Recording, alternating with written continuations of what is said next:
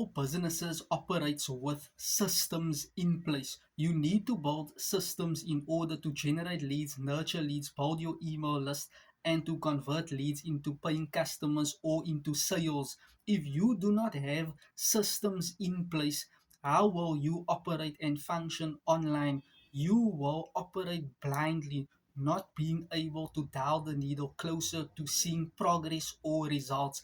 And this is the system or the process that we as digital marketers actually use and capitalize on to give us some frame of reference or direction, which model or formula we need to follow. As you can see, I put this workbook together or this playbook so that you can follow how do you actually generate leads, nurture leads, how do you send traffic to a capture page, to follow up, to build your email list, to nurture leads.